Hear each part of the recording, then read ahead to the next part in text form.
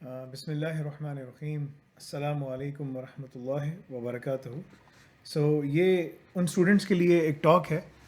एक स्टूडेंट ने कॉल की मुझे कि मुझसे पूछ रहा था कि भाई हमें मुझे रिसर्च करनी है टर्किश यूनिवर्सिटी जाकर और वहाँ पर मास्टर्स करना है, तो उसके सिलसिले में एक टॉक है। तो इस पे इंशाल्लाह बात करते हैं। आप लोग ज़रा वेट कीजिए 1 मिनट ताकि मैं इसको लाइव पे ले लूँ और फिर हम वहीं से उससे कंटिन्यू करेंगे बात करना। बिस्मिल्लाह करते हैं। सो मकसद ये है कि तुम पहले अपना नाम बताओ। Mohsin Mohammad, right? Yes sir, this is Mohammad Mohsin. अच्छा, मोहसिन मोहम्मद और मोहम्मद मोहसिन, अच्छा सही है। और तुम जो बेसिकली तुमने बैचलर्स किया, मास्टर्स किया, क्या किया तुमने? मैंने बैचलर्स किया हुआ है इलेक्ट्रिकल इंजीनियरिंग में विद स्पेशलाइजेशन टेलीकम्युनिकेशन। अच्छा ठीक है, सही है, बहुत अच्छी चीज़ है।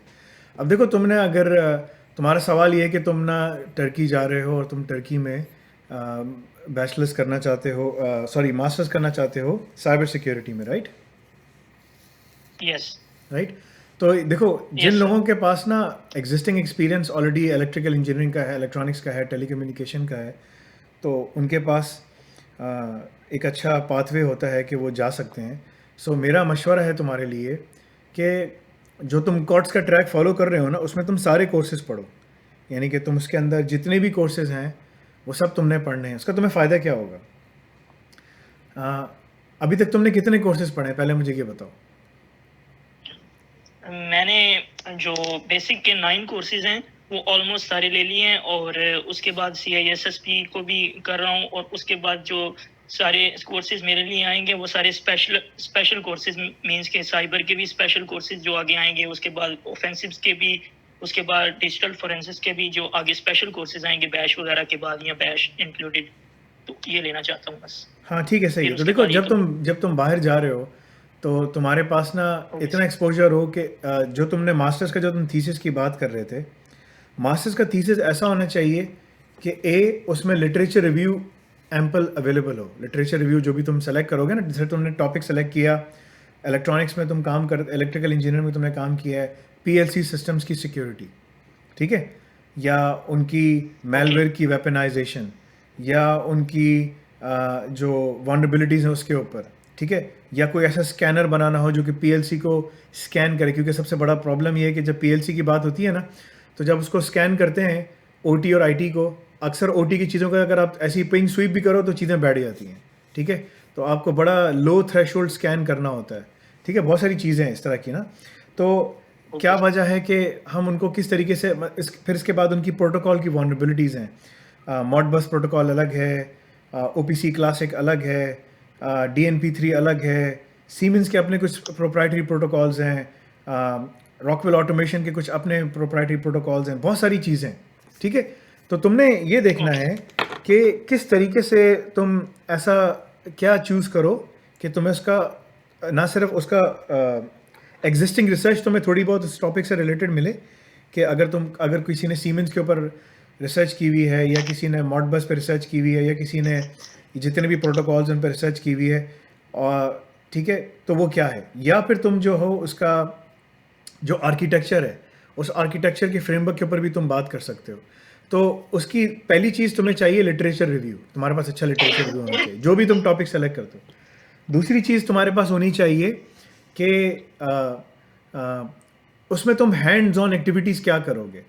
खाली तुम लिटरेचर रिव्यू से तो अपना डेसिटेशन नहीं बना सकते ना, राइट। और कम से कम जैसे मैंने मोहम्मद उमैर असलम जो हमारा स्टूडेंट है उसकी हेल्प की थी, अगर 15,000 वर्ड लिखते हो तो तुम्हारे पास कम से कम 1500 से सॉरी तकरीबन तुम्हारे पास 150 से 300 के करीब ना लिटरेचर रिव्यू के रेफरेंसेस हों, जिसमें तुम वो पेपर्स को रिव्यू करो, so on and so fourth, right. तो जब तुम मास्टर्स शुरू करोगे, तुम अपने जहन में एक टॉपिक रख लो कि ये टॉपिक मेरा होगा, एक वेग टॉपिक रखो, और इसके ऊपर ना तुम लिटरेचर रिव्यू जमा करना शुरू कर लो, और इसको अपने फारिग टाइम में पढ़ना शुरू कर लो, ठीक है। ये तुमने पहली एक्टिविटी करनी है। फिर तुम उसको देखो कि जब जिस चीज़ में तुम कंट्रीब्यूट करोगे, जिस टॉपिक पे तुम काम करोगे, उस टॉपिक के अंदर तुमने ऐसा क्या एरिया उठाना है कि जिससे हैंड्स ऑन की भी इम्प्लीमेंटेशन हो सके। तुम क्या कोई ऐसा सॉफ्टवेयर बना रहे हो, या तो तुम कोई ऐसी वर्चुअल लैब बना के कोई टेस्टिंग करोगे, या कंपीटिंग हाइपोथेसिस करोगे, क्या करोगे, right? There are many many other things you have to do. So उन तमाम चीज़ों को मद्देनजर रखते हुए तुम्हारा जो है ना उसके ऊपर उसके ऊपर तुम्हारी रिसर्च होनी चाहिए, राइट? तो it's too early okay right sir. Now, but at the same time before you go into all of these things you can kick start the process. तुम अपना प्रोसेस स्टार्ट कर सकते हो और उस प्रोसेस में तुम ना ऐसा टॉपिक लेना कि जो तुम्हें कॉम्प्लीमेंट करे तुम्हारे एग्जिस्टिंग उसको, यानी कि जो तुमने इलेक्ट्रिकल टेलीकम्युनिकेशन की डिग्री की है इसमें, तो टेलीकम्युनिकेशन के जो टावर्स हैं these are all SCADA towers, right? इनके अंदर ये इतने आराम से ओके सर। अपडेट नहीं होते, बड़े आराम से हैक भी हो जाते हैं, ठीक है? मुख्तलिफ दूसरी चीज़ें, इनके मुख्तलिफ डिफरेंट एवेन्यूज़ हैं, तो तुम्हें उस चीज़ को देखना पड़ेगा कि मैं ऐसा क्या टॉपिक लूँ कि टेलको इंडस्ट्री के अंदर मैं घुस सकूँ या स्केडा इंडस्ट्री के अंदर घुस सकूँ. समझ रहे हो मेरी बात? ठीक है. Okay okay sir.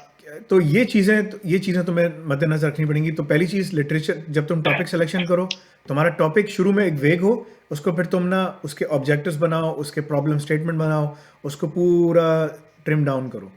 लेकिन अभी तो तुम मास्टर्स तुमने शुरू किया है या करने जा रहे हो, अभी टाइम है उसमें, तो तुम्हारे पास अभी वक्त है, तो तुम उसको एक एरिया उठा सकते हो और उसको फिर फनल डाउन करो. जैसे फनल होता है ना, फनल को उर्दू में क्या कहते हैं?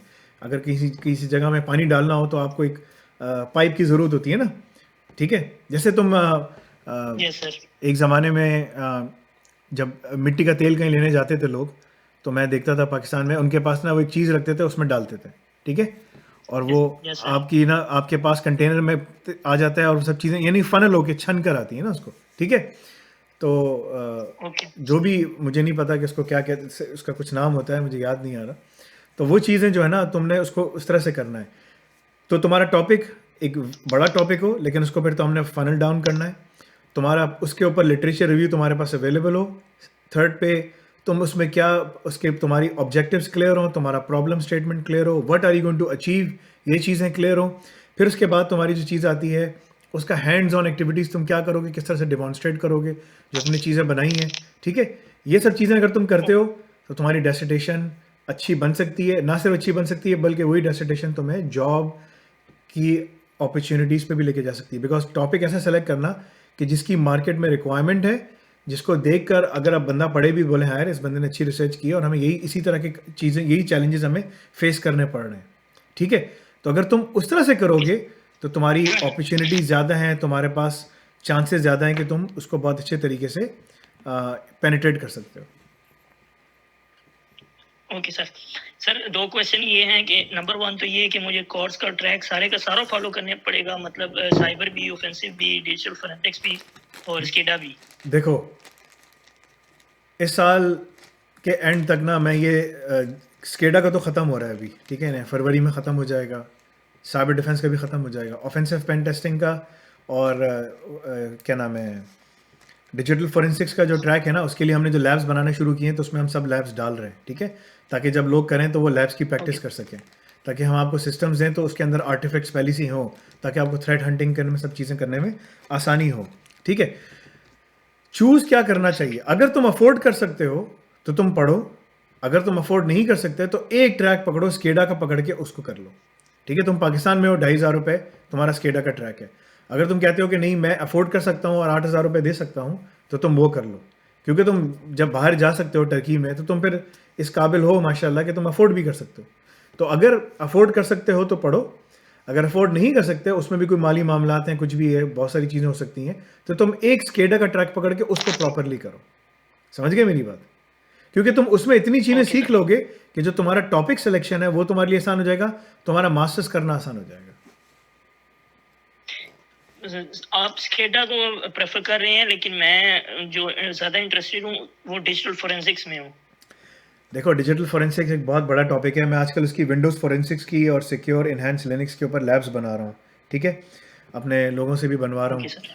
तो टॉपिक बहुत बड़ा है. डिजिटल फोरेंसिक्स के अंदर विंडोज़ फोरेंसिक्स आती हैं, मैक फोरेंसिक्स आती है, नेटवर्क फोरेंसिक्स आती है, मेमोरी फोरेंसिक्स आती है, मेलवेयर एनालिसिस आता है.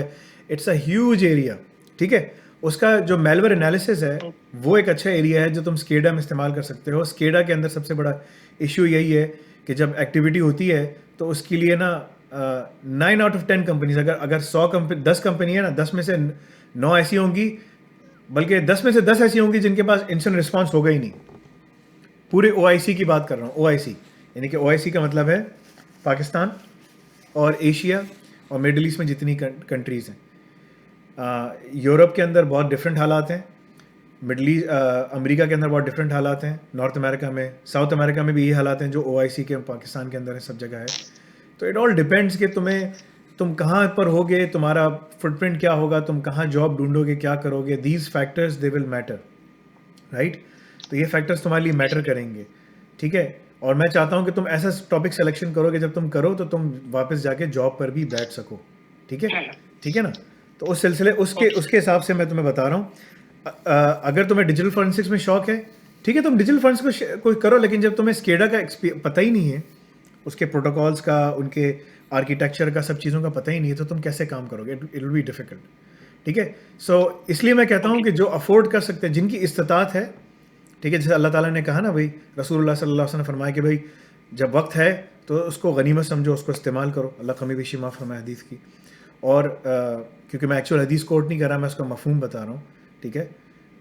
और जब जवानी है तो उसको उसकी कदर करो कि भाई उस टाइम पे इंसान इबादत कर ले, अच्छा काम कर ले, पढ़ाई कर ले, बहुत सारी चीज़ें इंसान कर सकता है, प्रोडक्टिव काम करे, प्रोडक्टिव काम है, प्रोडक्टिव असल काम प्रोडक्टिव जो है वो दीन का है, और फिर वो प्रोडक्टिव काम है, यानी अल्लाहुम्मा इन्नी असअलुका इल्मन नाफ़िअ, ये नफ़े वाला इल्म दुनिया का भी है और दीन का भी है, दोनों का है, राइट। तो वो तुम्हारे लिए, अब तुम्हारे अपने हाथ में है कि तुम क्या करना चाहते हो, ठीक है। So if you can afford, go for it, if you can not, what Allah has given you, जो तुम्हें अल्लाह ने दिया है वो तुम्हारे लिए काफ़ी है, तुम उसके ऊपर से तुम काम कर सकते हो। Okay sir. और दूसरा मेरा क्वेश्चन ये है कि जो डेटा साइंस है, डेटा साइंस का ट्रैक है, डेटा साइंस को एक्चुअली मैं काफ़ी देर से मतलब परस्यू कर रहा हूँ, यूसी सैंडिगो वगैरह से भी, और EDX के भी काफ़ी कोर्सेज जो आपने बताए थे उनको मैंने लिया, तो इसकी मैंने बेसिक्स काफ़ी सारी स्ट्रॉन्ग कर लिया है। अब इंशाल्लाह ताला मैं इसको फॉलो कर रहा हूँ डॉक्टर सना रशीद और डॉक्टर ज़ीशान उस्मानी साहब को। तो मैं चाहता हूँ कि उस रिसर्च में इस तरह की कंट्रीब्यूशन हो कि ये मेरा जो डेटा साइंस का ट्रैक है ये भी उसके अंदर इन्वॉल्व हो और इसकी स्किल्स भी उसके अंदर यूज हो। बिल्कुल तुम कर सकते हो। अगर तुमने डेटा साइंस के अंदर किसी कोई बहन आई थी, वो कह रही थी कि भाई मैं मेलवेयर डिटेक्शन को ना ऑटोमेट करना चाह रही हूँ, राइट, लेकिन उनको बहुत सारी चीज़ों का पता नहीं था, ठीक है। तो मैंने उनको बताया कि अगर आपको ये पता ही नहीं है तो आप मेलवेयर डिटेक्शन को कैसे करेंगी। Malware detection is like creating anti virus, anti malware software बनाना है आपने। एंटी मेलवेयर सॉफ्टवेयर कैसे बनता है, उसके अंदर एक मशीन लर्निंग कंपोनेंट होता है, वो सिग्नेचर्स पैटर्न्स पे काम करता है ना। अगर आपको सिग्नेचर्स का पता है तो आप काम कर सकते हैं।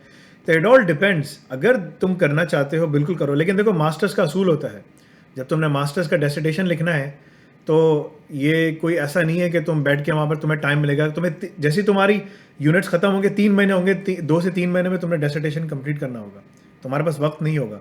तुम्हें टॉपिक की सिलेक्शन करनी होगी, टॉपिक को अप्रूवल कराना होगा, टॉपिक के ऊपर लिटरेचर रिव्यू देखना होगा, टॉपिक के ऊपर तुम उसके बाद उसको इंडस्ट्री के पेपर्स देखोगे, उसके ऊपर एग्जिस्टिंग रिसर्च क्या है वो देखोगे, उसको कॉरेलेट करोगे, तुम्हारे क्या कंट्रीब्यूशन आ रहा है, तुम्हारे क्या उसके अंदर ऑब्जेक्टिव्स क्या हैं, तुम्हारी प्रॉब्लम स्टेटमेंट क्या है। There will be tons of things to do, और तुम भी सारे काम 2 से 3 महीने में तुमने करने होंगे। तुम कैसे करोगे? तो टॉपिक ऐसा लो कि तुम एक सिरा पकड़ो उसका, ठीक है ना, उसको उठाकर कंप्लीट कर दो। अगर तुमने कहा कि मैं सारा पकड़ूंगा, देखो ओनली चू व्हाट यू कैन सॉलो कहते हैं ना यहाँ पर, तो उसको अगर उर्दू में ट्रांसलेट करेंगे कि इतना नवाला लो कि उसको सॉलो कर सको। इतना मत लो कि वो तुम्हारे यहाँ फंस जाए और फिर टीचर बोलेगा तुम फेल हो गए। तो फेल होने का मकसद नहीं है ना, मकसद तो ये है कि तुम उसको पास करो। लेकिन पास कैसे कर सकते हो? पास ऐसे कर सकते हो कि तुम्हारा जो स्कोप होगा वो थोड़ा नैरो होना चाहिए। मैंने कहा ना फनल करो, फनल करो, तो नैरो होना चाहिए, राइट। तो उसमें तुम इतना काम करो कि वो नैरो होके तुम उसको पास कर लो। जब पास हो जाए फिर बोलो अल्हम्दुलिल्लाह ठीक है। अब उसके बाद तुमने अगर और आगे काम करना है, मज़ीद रिसर्च करनी है, तो तुम अपनी गिटहब बनाओ, अपनी साइट बनाओ, उसमें अपनी पूरी जर्नी डॉक्यूमेंट करो कि मैंने मेमोरी फोरेंसिक्स इस तरह से की, मैंने नेटवर्क फोरेंसिक्स इस तरह से की, मैंने मेलवेयर एनालिसिस इस तरह से किया, ठीक है, मैंने 11 रूल्स इस तरह से डिज़ाइन किए, मैंने ग्लास रेड में ये चीज़ें देखी, ठीक है, मैंने सिबेटी के ऊपर ये देखा, मैंने सिग्वल के ऊपर, सिक्योरिटी अनियन के ऊपर, तमाम चीज़ों पे ये बिहेवियर पैटर्न्स देखे और उनको मैंने मशीन लर्निंग से ऑटोमेट किया। एक्सेलेंट, ठीक है, मतलब कि एक बेहतरीन प्रोडक्ट हो सकती है ये, ठीक है ना। OT और IT की जो टेक्नोलॉजी है उसके सारे पैकेट एनालिसिस के लिए मैंने एक सॉफ्टवेयर बनाया। So possibilities are endless what you want to do, but when you want to do something ना, you should have a singular focus. देखो जब हम नमाज़ पढ़ते हैं तो नमाज़ ऐसी होनी चाहिए कि सिंगुलर फोकस अल्लाह पे हो, कि हम नमाज़ पढ़ रहे हैं और अल्लाह हमें देख रहा है और हम अल्लाह से बात कर रहे हैं। यानी उमर बिन ख़त्ताब रज़ियल्लाहु अन्हु कहते हैं कि भाई जब मैं नमाज़ पढ़ता था तो मैं अल्लाह से जब मुझे अल्लाह से बात करनी होती थी मैं नमाज़ पढ़ता था, और जब मुझे अल्लाह की बात सुननी होती थी तो मैं कुरान पढ़ता था, राइट। तो तुम्हारा सिंगुलर फोकस होने चाहिए, जो तुम काम करो you should have a singular focus, ठीक है। ये जो मैंने तुम्हें 15-20 मिनट्स दे दिए हैं ये तुम्हारे लिए बहुत फ़ायदेमंद होंगे अगर तुम इसको लेके चलोगे। बाकी जैसे ही मोहम्मद उमैर असलम की चीज़ें क्लियर होती हैं, वो उसे डेस्टिनेशन वगैरह सब कुछ सबमिट करवाया, जब वो हो जाए, सब कुछ हो जाए आगे पीछे, तो फिर मैं तुमको उसकी पेपर्स दे दूंगा और उससे बात भी करवा दूंगा, वो भी तुम्हें गाइड कर देगा। उसके ऊपर हम एक बुलाकर उसको बिठाकर एक मीटिंग भी करवा देंगे और सब लोगों को बता भी देंगे किस तरह से क्या करना चाहिए। उसके बाद इंशाल्लाह तुम लोग करते रहो। बाकी मैं वक्तन फ़वक्तन इसके ऊपर बात करता रहूँगा और चीज़ों के ऊपर, ताकि हम लोग इसको आराम से आगे लेके चल सकें इंशाल्लाह। ठीक है, बस इंशाल्लाह सर। ठीक है ना। चलो जज़ाकल्लाह खैर। ओके, इसके बाद भी अगर कोई सवाल हो तो पूछ लेना मुझसे, मैं हाजिर हूँ इंशाल्लाह। ठीक है, thank you very much, thank you. Okay, जज़ाकल्लाह खैर, जज़ाकल्लाह खैर। ओके, अस्सलाम वालेकुम रहमतुल्लाहि व बरकातहू। वालेकुम।